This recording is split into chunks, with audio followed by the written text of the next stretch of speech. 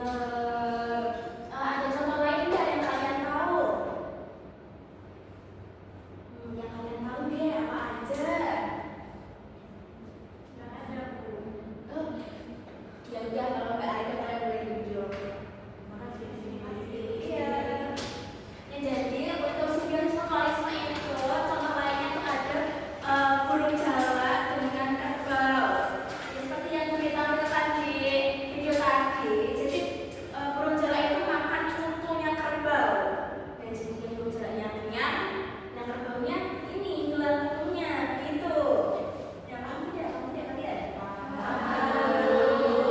Selanjutnya dari kelompok 2 maju.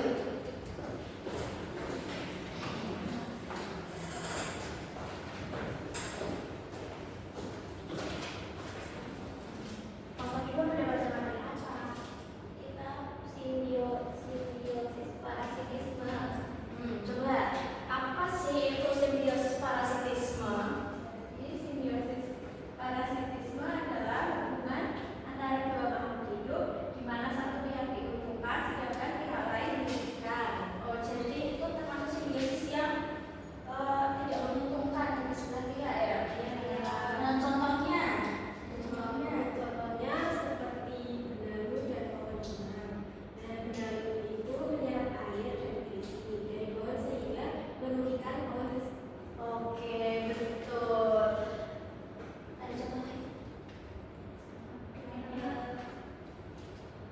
Parasitisme, ayo ada tidak?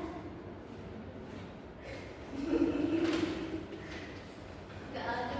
Oke, boleh duduk.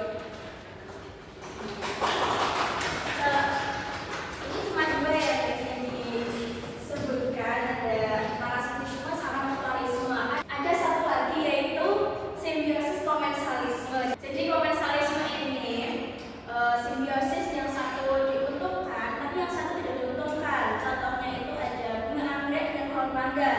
Jadi ini bunga anggrek tuh untung karena mendapatkan tempat tinggal yaitu di pohon mangga. Sedangkan pohon mangga juga tidak dirugikan oleh anggrek, soalnya anggrek itu tidak menyerap makanan pada pohon mangga seperti itu.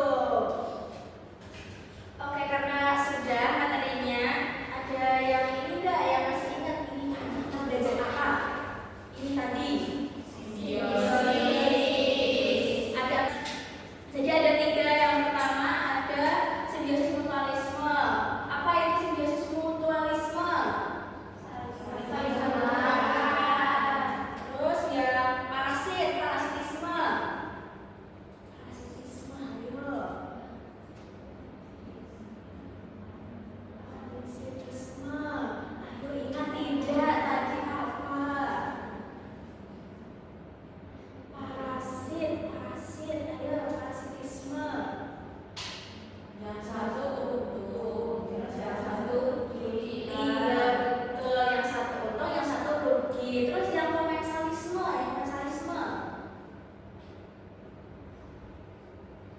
Ayo.